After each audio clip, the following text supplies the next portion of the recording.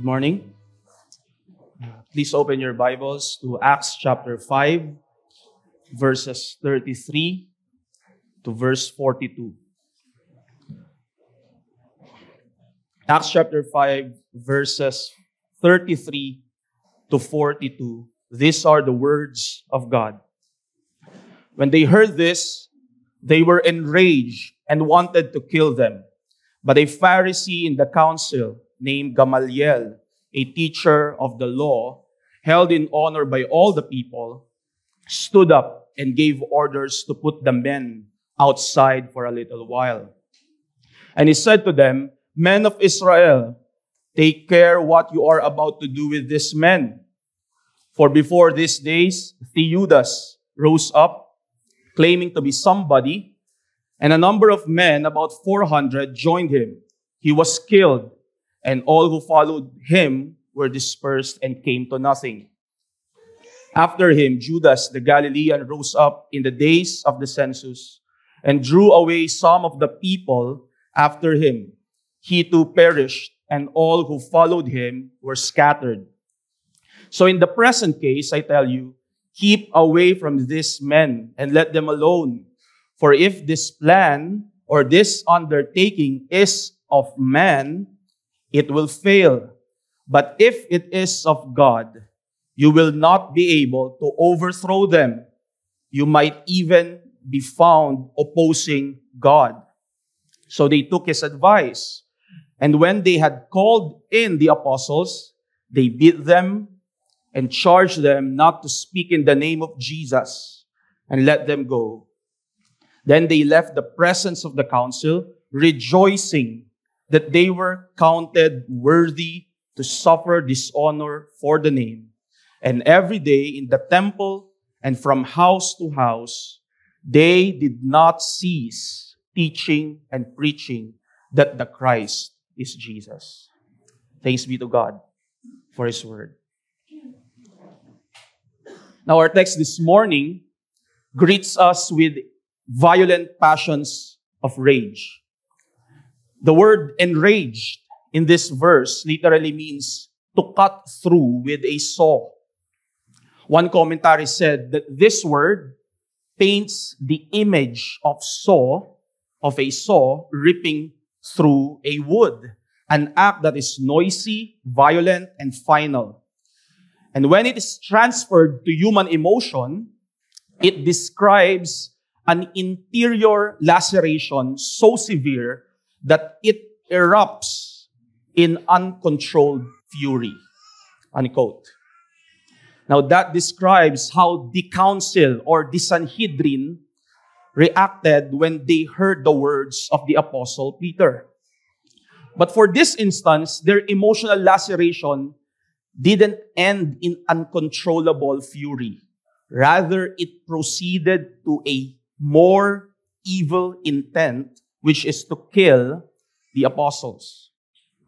But the question is, why are these people reacting so violently to what Peter has said? And who are these people anyway? As we've heard from before, the Sanhedrin, or the council, was a supreme Jewish court during the time of the Gospels and the Acts. Now, they have the power, this council have the power to handle both legal and religious matters in ancient Israel. And they have the authority to make and interpret laws, to enforce them, and even to settle legal disputes, which includes the power to arrest and imprison. As you have known, the council was composed of the 71 most prominent religious leaders in their time, from various groups such as the Pharisees, the Sadducees, and so on. But last of all, it includes their chief leader, who was the high priest. So 72 men in all, and these men were experts in the Jewish laws and other religious matters. Yet we know from the Gospels that in spite of their power and intellect, these political and religious leaders were overflowing with hypocrisy and corruption. In the Gospels, we've seen the Lord repeatedly rebuke them and their followers for their wickedness and hypocrisy. Christ even called them as brood of vipers and whitewashed tombs. They look good externally, but in the inside, they are rotting with sin and corruption. Now, because of their refusal to repent, this council, as we know, was the same council that dragged the Lord Jesus Christ into the corrupt court trials, and eventually they unjustly sentenced our Lord to death by crucifixion. Now, considering all those things, imagine now the political and religious power of this assembly over a common Jewish person. Certainly, it was so intimidating, so terrifying even to be summoned by the Sanhedrin, let alone cause them to be enraged by your words. And add to that, this council knew that the apostles were the followers of the same Jesus that they unjustly crucified. Now, it's intimidating, it's terrifying, and yet, our text today is not the first instance where the apostles were confronted by this powerful and corrupt council. And in all of their confrontations between the apostles and the Sanhedrin, we never saw a terrified apostle. Rather, being empowered by Christ through the Holy Spirit, they boldly exposed the sin of the Sanhedrin and proclaimed to them the gospel that saves. Now, sadly, despite the repeated hearing of the gospel, the Sanhedrin hardened their hearts all the more right after every confrontation with the apostles. Now, these confrontations happened several times, as we have read in chapter 4 and onwards. And as we've also heard from our brother Jama last week, the negative reactions of the Sanhedrin, along with their threats and punishments to the apostles, grew from one degree to another in every confrontation. For example, we can see in Acts chapter 4, verse 1 and following, that at first, it's only the Sadducees, one part of the Sanhedrin, though they are dominant, they are just one part of the Sanhedrin. They were greatly annoyed. It says in Acts 4:1, they were greatly annoyed because the apostles preached Christ and the resurrection of the dead.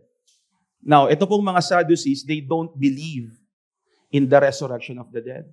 And so they were greatly annoyed, and they arrested the apostles and charged them not to speak or teach in the name of Christ anymore. Then, level 1, they verbally threatened them if they will continue to do so. And after that, they released them right away. Now, despite the threats and despite the confrontation of this intimidating Sanhedrin, the apostles continued to publicly preach Christ. That's the first confrontation. And since they disobeyed their threatening demands, the apostles were arrested once more in Acts 5:17 and onwards, and see the reaction of the Sanhedrin. From being greatly annoyed, these evil men from the Sanhedrin were now motivated by jealousy. They were probably jealous because of the apostles' growing influence. Imagine in a short period of time, thousands upon thousands were added to the number of the church. Their jealousy, perhaps, was all the more inflamed because of the miracles that the apostles can perform in the name of Christ. You see, again, Sadducees dominated the Sanhedrin, and most of them, these Sadducees, don't believe in miracles. Now, therefore, as their negative reaction grew, hindi lang yun ang nag-intensify, the unjust treatment towards the apostles also grew.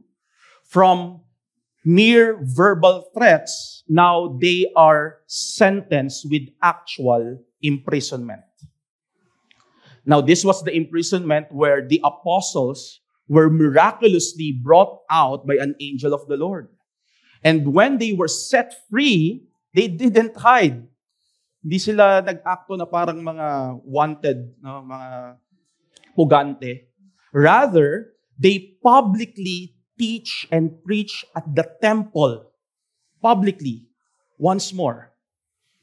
And so, the Sanhedrin summoned them again. In Acts 5:27 and following, we see the leader, now the leader of the Sanhedrin, the high priest, interrogating these apostles. He said, "We strictly charge you not to teach in this name, yet you have filled Jerusalem with your teaching, and you intend to bring this man's blood upon us." Unquote. Now, it is as if the high priest is saying, "We commanded you not to teach in the name of Jesus, yet you continue to preach even more, to the point that so many people are already believing your message. And in the process, we are placed in a bad light." Why? Because teaching the people about the death of your Savior will remind them that we, the Sanhedrin, were the ones who sentenced him to be crucified.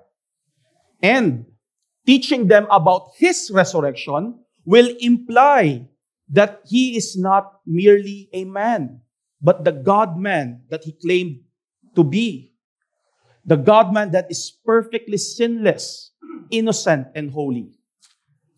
Now, thus, this is again my interpretation of, of the statement of high priest. Thus, in your preaching, you are damaging our reputation by implying that we, the Sanhedrin, are guilty of being unjust and corrupt for crucifying an innocent man. And Peter's reply in verses 29 to 32, you can check it. Yung reply niya doon was essentially, he's saying, yes, you are. You are unjust and corrupt. You are murderers of an innocent man. But actually, he's not just an innocent man. He is the God-man.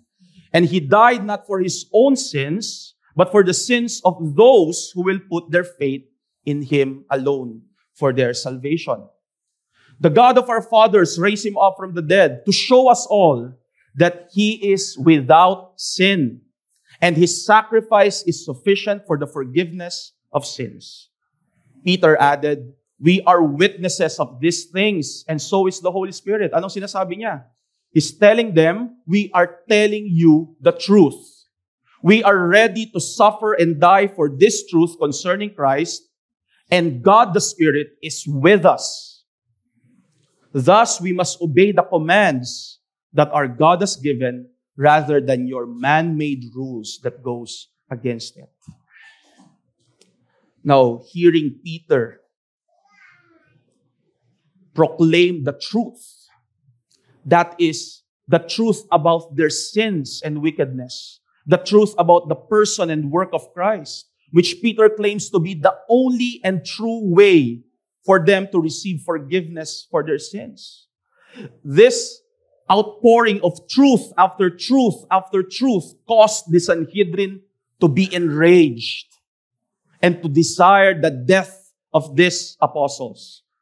And see now the progression from annoyance, greatly annoyed, they were jealous, and now they are inflamed with murderous fury.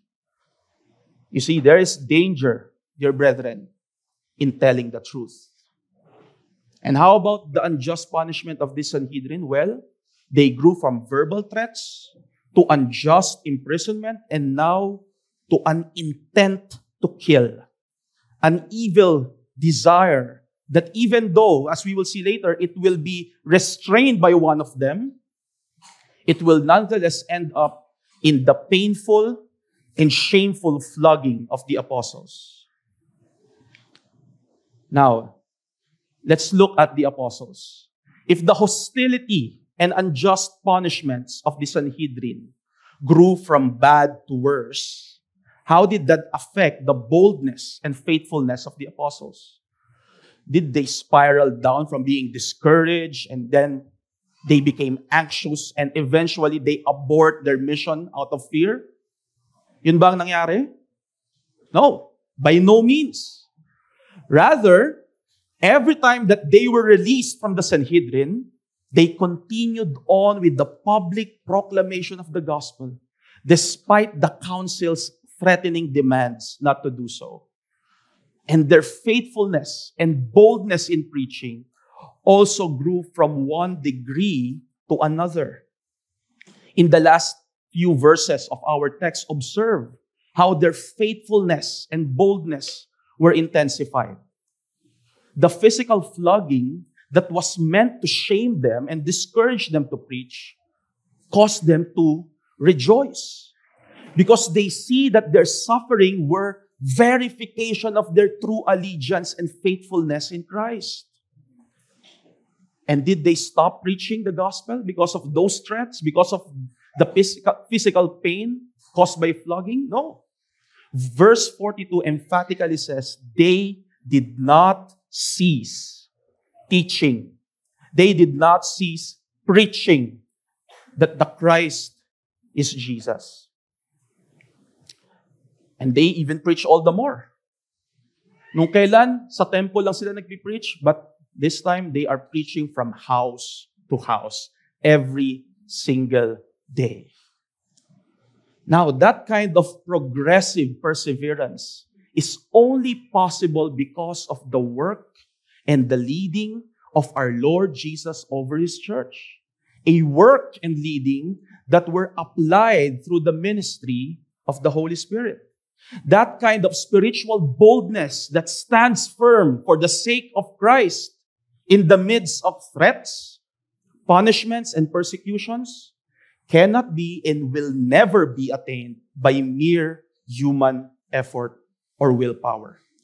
Rather, it is a grace. It is an empowerment given by Christ through the Spirit to the church who is extremely dependent on Him.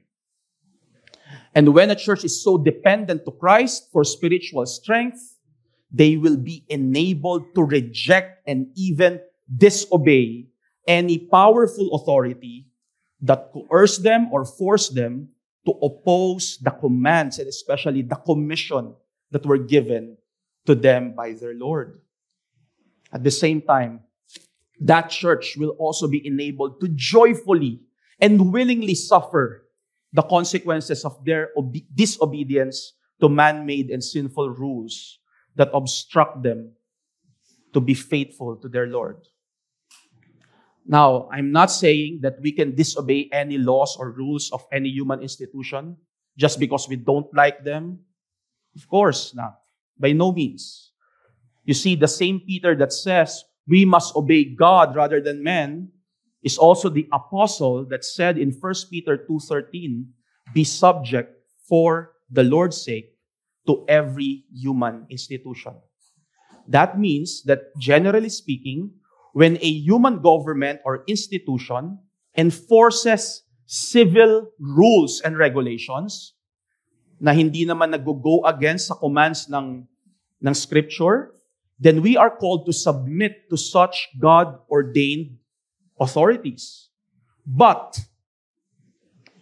when a man-made command directly opposes the commands given by our God, we, the church, by God's grace, must have the courage and boldness to stand firm and say with the apostles, we must obey God rather than men.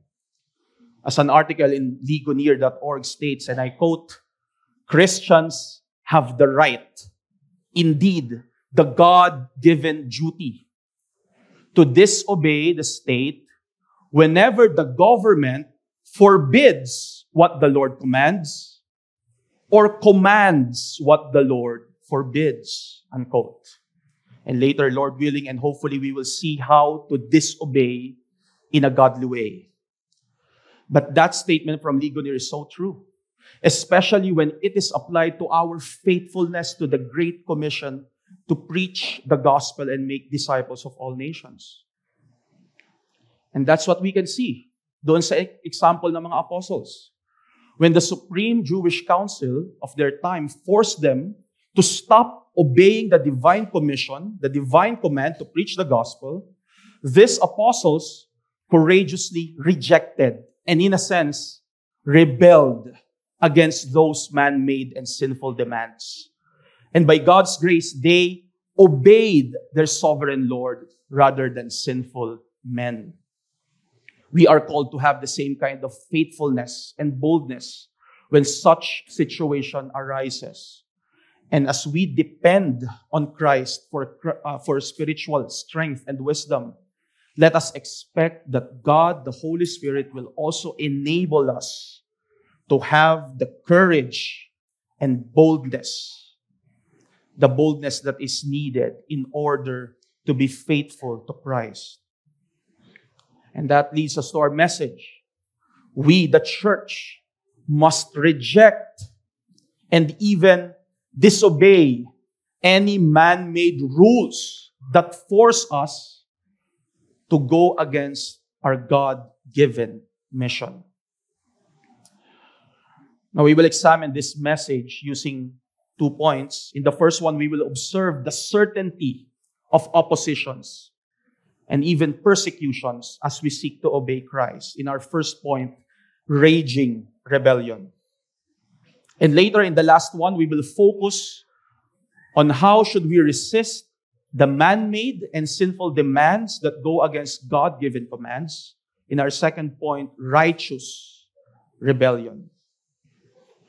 Excuse me.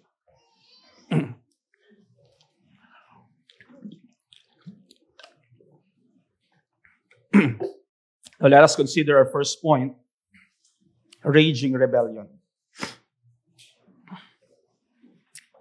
As we have already observed, the majority of the members of the Sanhedrin were so enraged when Peter preached and exposed their sins and proclaimed to them the only one who can save them, the Lord Jesus Christ, the Savior whom they murdered.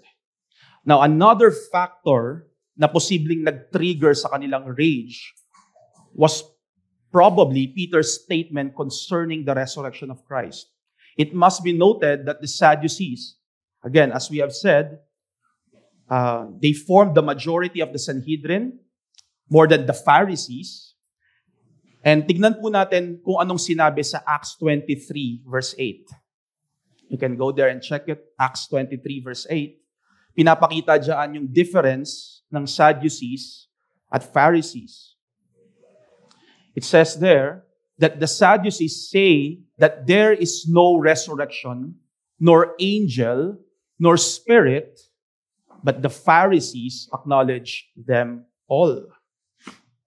So hearing the apostles speak again and again about resurrection and probably creating miracles, making miracles in the name of Christ, that all the more enraged them because it exposes their false teachings.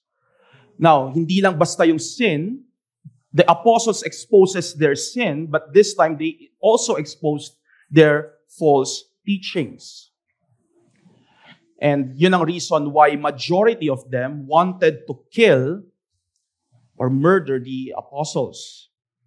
Now, paano kaya kung nag-succeed? What if they succeeded to murder the apostles? What do you think will happen to the early and young church in those times? Tandaan po natin na bago pa lang nabubuo ang church nung time na ito. And what will happen to that young and growing church if all their leaders died? That church is very dependent to the teaching and leadership of the apostles. Now, hindi hinayaan ng ating Panginoon. Christ, our Lord, didn't let His church unnecessarily suffer the death of all its leaders in its infant stage. He didn't allow the raging Sanhedrin to succeed in their attempt to murder the apostles. At paano ginawa ito ng Panginoon? Through His divine providence, our Lord protected His apostles from the murderous intent of the council by allowing a very influential, a very respected member of the Sanhedrin to stand up and give a very clever, a very convincing advice. At least, sa kanilang standards, it's very clever and convincing. But it was an advice that will restrain the Sanhedrin from murdering the apostles. Now, the name of the advisor of this leader, one of the members of the Sanhedrin, his name was Gamaliel. In verse 34, it says, a Pharisee in the council named Gamaliel, a teacher of the law, held in honor by all the people. And in addition to that, sa kanyang description do sa verse 34, tradition says that he was also the grandson of Hillel. Now, Hillel is one of the head of one of the most prominent school of thought in ancient Israel. Now, this gives us a hint of the mental capacity of this man. And if that is not enough, Gamaliel was also the teacher of the Apostle Paul when he was not yet converted, as recorded in Acts 22 verse 3. Now, the brilliant way of thinking of the Apostle Paul na makikita natin throughout the New Testament, it was probably more or less influenced by this intelligent mentor, Gamaliel. So anong advice ni Gamaliel? What was Gamaliel's advice to the Sanhedrin? First, he said to take care what they are about to do with the apostles. That is, they must not be rash and consider the consequences of their actions. So wag kayong magmadali sa decision. So far, so good. Then in verses 36 to 37, he presented two historical cases of men named Theudas and Judas the Galilean. Now, ito pong Judas dito is different from the betrayer.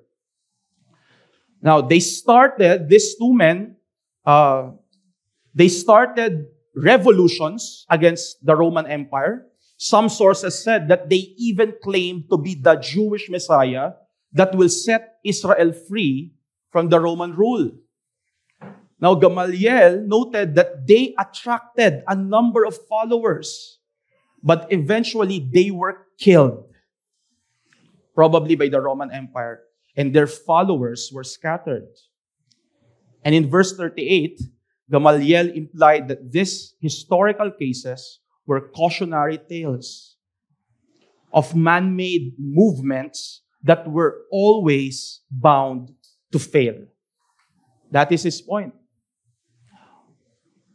Or in his own words, if this plan or this undertaking is of man, it will fail. Now, he also implies that the ministry of the apostles is not something new. So, parang sinasabi niya, yung ministry, yung mga apostles na yan, nangyari na yan before. Someone claims to be a Messiah, many followed him, and probably, if it's just the work of man, it will also crumble down. Yun ang kanyang pananaw. But then, nagbigay siya ng balancing factor in verse 39. He also gave a sobering and true statement, and he said, but if it is of God, you will not be able to overthrow them. You might even be found opposing God. So in a sense, Gamaliel's point is this. Instead of killing them and taking all the risk of being punished by God if ever you were found to be opposing Him by murdering His servants, it's better to play safe. Leave them alone and let God in time decide the outcome of their movement. Now, his advice sounded so sophisticated to the ears of the Sanhedrin. And they took his advice. Thus, instead of killing the apostles, they sentenced them with flogging and charged them not to preach in the name of Jesus anymore. Now, there are several evidences that shows that Gamaliel gave this advice not because he identified himself to be a follower of Christ Jesus or because he cares for the apostles. Sabi ni Derek Thomas sa kanyang commentary, and I quote, Gamaliel may have been more open to the preaching of Jesus and the resurrection than the majority in the Sanhedrin, but there is little in the account itself to warrant a belief that Gamaliel was a true convert of Jesus Christ. He was not willing to become involved with the apostles. He did not speak up for Jesus Christ. He was not prepared to suffer the consequences of a clear Christian testimony. And he even did nothing to persuade the Sanhedrin against the flogging of the apostles of Christ. Unquote. So, if it's not because of Christian love for the Lord and His church, ano kaya ang motive ni Gamaliel for giving that advice? Now, we might never know his motive, but no matter what his motives were, one thing is for sure. The Lord in His providence, the sovereign Lord in His providence, used that advice to protect the lives of His apostles who suffered oppositions and persecutions from raging men. Now, it's a comfort to know that the Lord will either protect us and or strengthen us in the midst of trials and persecutions. Now, that is good to know. That is a blessing to know. Yet, we must also acknowledge the flip side of that truth. The question is, from where will the Lord protect us? And why will He strengthen us? You see, the Lord provides for His people the much needed divine protection and spiritual strength because the way of obedience, the way of faithfulness to Christ is filled with trials, oppositions, and persecutions. Again, that is because this world loves sin and they hate Christ. And as Christ said to His disciples in the Gospel of John, if the world hates me, they will hate you too. If the world persecuted me, they will persecute you too. And notice that in our text, the Sanhedrin was so blind. They thought that they will succeed in not opposing God just because hindi nila pinatay yung mga apostles. But they failed to see that they were already opposing Him by persecuting His people. Even Gamaliel pointed out the raging rebellion of the revolutionaries against Rome. But he failed to see the council's raging rebellion against God, against Christ, and against His church. Notice that every persecution done against the followers of Christ are persecution done against Christ Himself. In Acts 9, do you remember? When Christ, our Lord, confronted Saul in his way to Damascus to persecute the church, what did Christ said to him? Acts 9 verse 4. Saul, Saul, why are you persecuting the church? No. Rather, Christ said to him, Saul, Saul, why are you persecuting me? Why are you persecuting me? This shows us that our Lord identifies closely with His people. Hating His people means hating Him. Persecuting His people means persecuting Him. But let us also notice that the reverse is true. If the world hates and persecutes Christ, they will also hate and persecute us, Christians. Thus, faithful obedience to our Lord guarantees oppositions, persecutions along the way. Now, brethren in Christ, it's not a question of, will it happen to me or not? The question is, when and how will it happen to you? It's just a matter of time.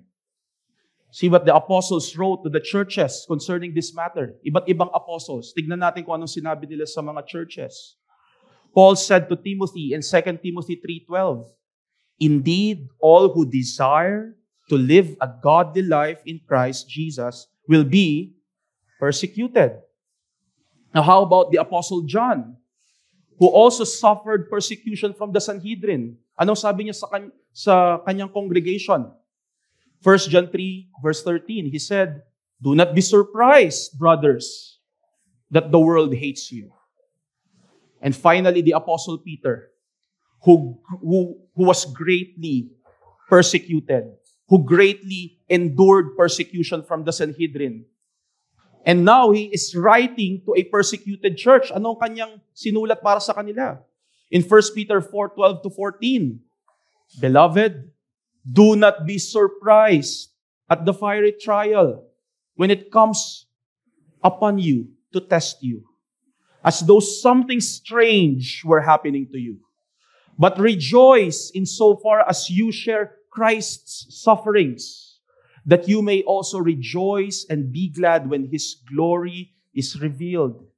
If you are insulted for the name of Christ, you are blessed, because the Spirit of glory and of God rests upon you."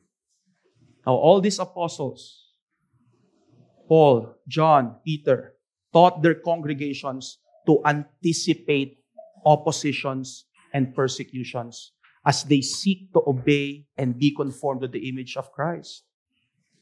But for some of us here, maybe you haven't yet experienced to be persecuted in the name of Christ because you are not yet in Christ. You don't have union with Christ. You are not persecuted for righteousness' sake.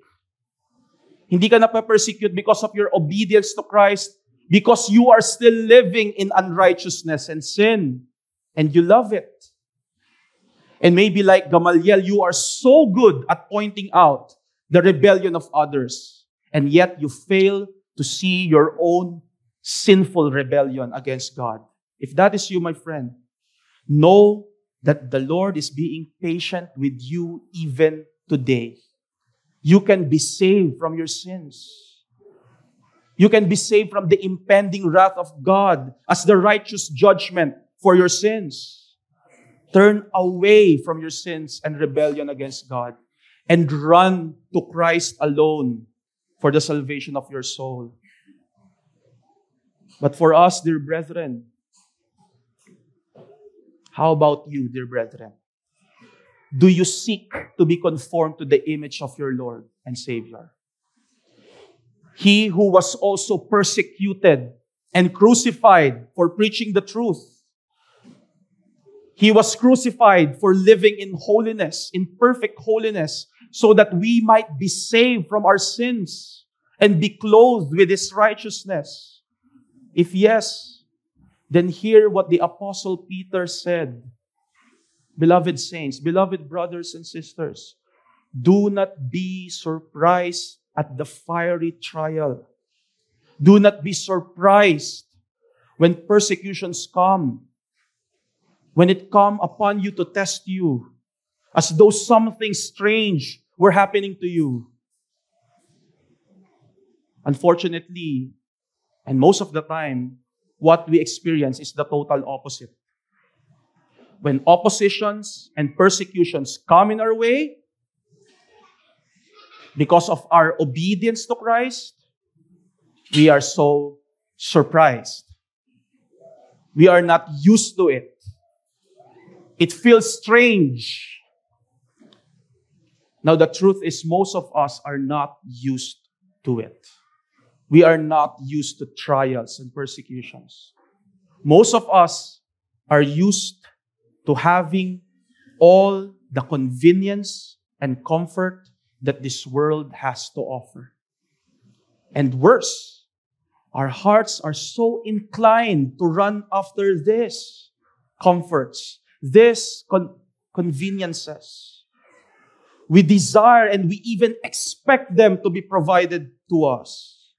Now, please don't get me wrong. Necessary po ang convenience, ang comfort. It has their place in our daily lives. The scripture even says that our God is the God of all comfort, who comforts us in all our troubles. 2 Corinthians 1, 3-4. The problem happens when excessive comfort and convenience become the most important thing in our lives. We are so ready to do anything just to get them, and even at the expense of our obedience to our God. Now, if that is the condition of our hearts, then we will really be surprised at the slightest form of trials and persecutions, let alone the fiery ones. Why? Because those are not what we are expecting. Trials are not what we are expecting. Persecutions are not what we are expecting. And so we are surprised. We're so used to living our lives in comfort and convenience. And no one is opposing us. No one is persecuting us. Now, ini-encourage ko ba tayo, mga kapatid, na maghanap ng inconvenience, ng opposition, ng persecution? By no means. By no means. Those are the wrong targets. Hindi yun ang target natin. The right aim is to seek to grow in our obedience to Christ. You see, as we grow in our faithfulness to Christ, it will automatically attract discomfort. It will automatically attract inconvenience and even trials and persecutions. But how can we grow in our obedience to Christ? It is not merely by forcing ourselves to be more obedient. Rather, we must understand that our obedience to Him is grounded in our love for Him.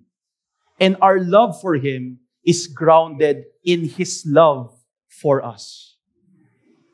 Thus, if you see, dear brethren, that your obedience to Christ is so dry and so stagnant, repent. Repent now by checking your love for Him. And if you see your love for Him being so cold, then also repent by looking back to His love for you. Look at the cross. Look at the cross of Christ and see His love, see the sacrifice that He has given for you. He died in your place and for your sins. He took God's perfect wrath that was reserved for you and me so that we might not receive even a drop of it anymore. And our Lord victoriously rose again from the grave that we might be declared righteous, that we might have a new life in Him, and that we might live for His glory. Gazing upon the love of our Savior will cause us to love Him all the more. And that love for Him will bear fruits of obedience. Obedience that doesn't evade inconveniences, discomforts, oppositions, and even persecutions, but rather expects them, anticipates them. Now that we are sure that oppositions and persecutions will come as we seek to obey Christ, let us now consider how we must deal with them in a godly manner, especially when we are coerced to go against our God and His commands. Let us now consider our last point, righteous rebellion. We can see that because of the advice of Gamaliel, the Sanhedrin reduced the punishment for the apostles from death penalty down to a painful beating or flogging. Now, kailangan po nating i-take note that this Jewish flogging, which was also known as the 39 lashes, was a corporal punishment based on Deuteronomy 25 verse 3. And iba po ito doon sa flogging na dinanas ng ating Panginoon from Roman soldiers bago siya i-crucify. Nevertheless, this punishment is still physically painful and socially shameful. And notice the arrangement of the Sanhedrin's execution of punishment. In verse 40, it says, they beat them and charged them not to speak in the name of Jesus. This shows us that the physical punishment that they receive serves as a deterrent. Now, ang ibig sabihin po ng deterrent is a punishment that discourages someone from doing something by making them afraid of the consequences. Ang mga deterrent po ay yung opposite ng rewards. You see, if a reward is given, you are encouraging someone to continue on doing something. Deterrence, on the other hand, is a punishment given to discourage someone from continuing in doing something. Now, using flogging as a deterrent means that the Sanhedrin is strongly discouraging these apostles to continue in their proclamation of the gospel of Christ. And since they were also the leaders of the church, the punishment that they receive also serves as a warning and deterrent for their followers. Their wounded body are intended to threaten their followers to what might possibly happen to them if they continue to follow in the footsteps of the apostles. Now, it's just amazing to note that the persecutions and punishments that the world uses as a deterrent to discourage us to obey Christ are the same thing, the same persecution and trials that our Lord uses to give us rewards.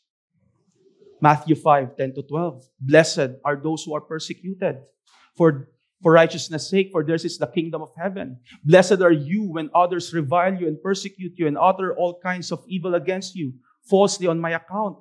Rejoice and be glad, for your reward is great in heaven. For so they persecuted the prophets who were before you. This truth confronts us with this question, dear brethren.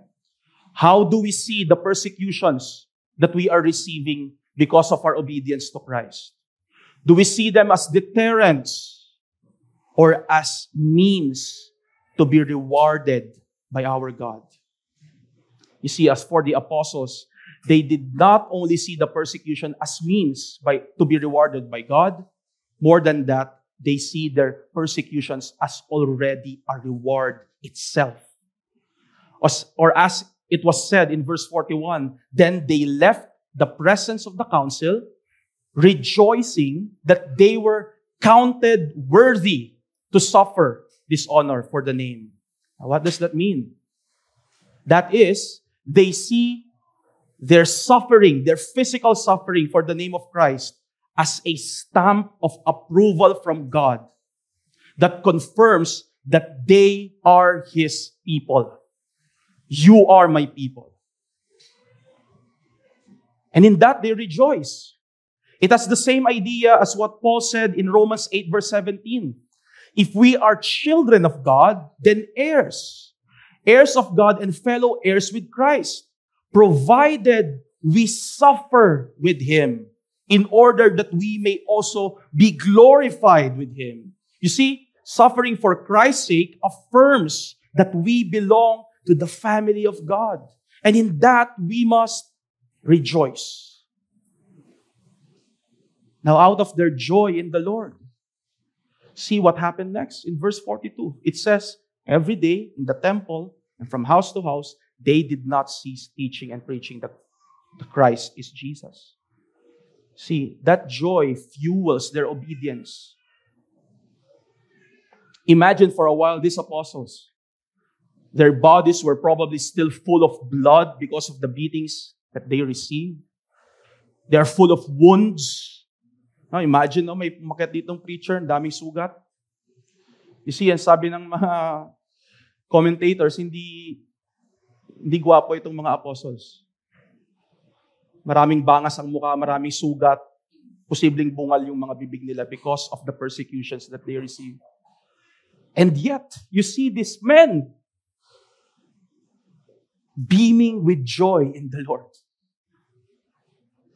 And they are more bold.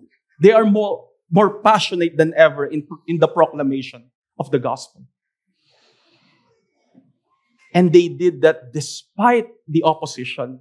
They did that despite the deterrence.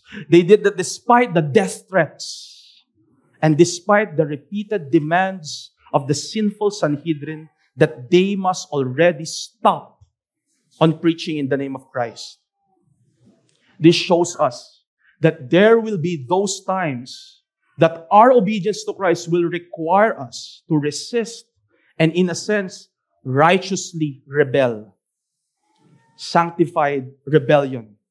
Righteously rebel against man-made rules and laws that directly oppose the commands given by our Lord. As sabi ni John Stott, and I paraphrase it a bit, since the state's or the government's authority has been delegated to it by God, we must submit to it as long as the state is not requiring us to disobey God. Beyond that point, it is our Christian duty to disobey the state in order to obey God. Unquote. Again, that's what the scripture tells us. In most cases, Christians must submit to human authorities that were delegated by God as long as they do not forbid what the Lord commands or command what the Lord forbids. But beyond that, we Christians, hindi lang basta right ang meron tayo. We don't just have the right to disobey, we have the duty to disobey men in order to obey God. That's what we have seen in our text. When their highest council commands them to disobey the sovereign Lord's command to preach, the apostles courageously obeyed God and disobeyed the sinful counsel of men. Now, considering their example, we can see that when we resist, when we disobey man-made rules for the sake of obeying Christ, we must uncompromisingly stand firm. But in such a way, brothers and sisters, in such a way that we will not use violent methods in seeking to obey our Lord. And we must even be willing to suffer the consequences of our actions, knowing that we can trust in the Lord in the midst of those trials and sufferings. Now, having those things in mind, we must be ready when the time comes when we will be required to disobey human demands in order to obey our God's commands. Now may the Lord enable us to be faithful to Him even if it requires us to righteously resist human authorities. And no, we are not called to resist for the sake of mere resistance. Rather, it is only a result of a deeper desire, which is to faithfully obey the Lord Jesus Christ. And that's the last challenge, dear brethren. We are called to be faithful to Christ until the end, in spite of the sufferings and in spite suffering the consequences of obeying Him. And yes, at times it means being persecuted and even disobeying human authorities that goes against Christ's command in the Scripture. And it also involves suffering the consequences for such righteous disobedience. But our problem is this. At times, we fear men more than we fear God. We want to please other men rather aiming to please God. And we will not be able to become faithful ministers or faithful witnesses of the gospel if that is the condition of our hearts, if that is our inclination. Look what Paul has said in Galatians 1 verse 10. For am I now seeking the approval of man or of God? Or am I trying to please man? If I were still trying to please man, I would not be a servant of Christ. How will we disobey those powerful men who force us to go against the commands of our God if we are afraid of what they can do to us? How will we be able to righteously rebel against their wicked laws if we are trying to win their approval? You see, dear brothers and sisters, it will be impossible to be faithful to Christ until the end if we are ensnared by our sins of fearing and pleasing other men. Sadly, most of us are guilty of this. And these sins paralyze us from communicating the gospel to our family members, to our relatives, to our friends, co-workers, and other people. These sins make us cowards. This is why it is so crucial to mortify these sins in our hearts if we want to be faithful to Christ. And this can only be killed by cultivating another kind of fear, which is the fear of the Lord.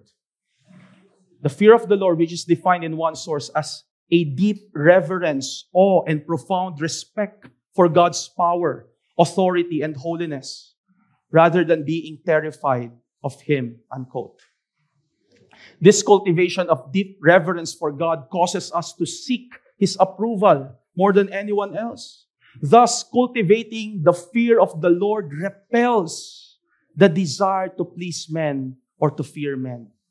So let us repent of these sins of fearing and pleasing men, dear brethren, by cultivating the fear of God in our lives. And we can, by His grace, cultivate the fear of the Lord if we will seek to know Him. If we will seek to know Him, not just intellectually, but also experientially, both by knowing Him through His Word and knowing Him through sweet times of prayers. But may we never forget that we can only do so. We can only draw near to Him and know our God because of the perfect mediator between God and man, the God-man, Christ Jesus. Now, one of the reformers who really demonstrated fearing God will cast away the fear of man was John Knox. He lived from 1514 to 1572. He was a Scottish reformer and the key leader of the Protestant Reformation in Scotland. And this is how one commentator described him. John Knox never backed down from a challenge, spiritual or otherwise. He wielded his sword in battle. He rebuked reigning monarchs. He turned the heart of his nation back to God. He brought the Reformation to Scotland, unquote. You see, also, through his courageous preaching and leadership, Knox helped transform the Scotland into a firmly Protestant nation. And along the way, he faced a lot of oppositions, a lot of persecutions. But despite all of those things, Knox never recanted his faith. He preached the gospel as much as he can, even up to a few weeks before his death. And finally, on his death, in November 1572, when John Knox died, it was written in his tombstone, and I quote, ito yung nakalagay sa tombstone niya, "Here lies one who feared God so much that he never feared the face of any man." Here lies one who feared God so much that he never feared the face of any man, unquote. Now may the Lord increase our fear of Him that we might be enabled to mortify the sins of fearing and pleasing other men, so that we might progress in our faithfulness to Christ in spite of the possible sufferings and persecutions, all to the glory of His name. Let us pray. Our Father in heaven, Lord, we thank you, O God, for your word. Thank you, Lord, for communicating to us who you are and what you desire for your church.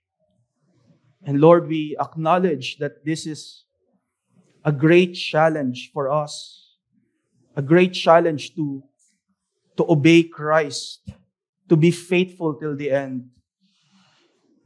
And Lord, we also acknowledge our weakness and sins. Lord, patawarin niyo kami for those times that we run after comfort. We chose to please men, to fear men, rather than fear you, O God. And Lord, help us, help your church, O God, to be faithful. And when persecution comes, help us to stand firm and have the courage to disobey sinful rules made by men. O Lord God, I also pray for those people who are not yet saved today. May you save them, regenerate their hearts, O Lord, as they hear the gospel. Lord, only you can save them, Lord. Lord, hayaan mo na magkaroon sila ng kalakasan, magkaroon sila ng spiritual ability to repent of their sins and trust in Christ alone for their salvation. In Jesus' name, this we pray. Amen.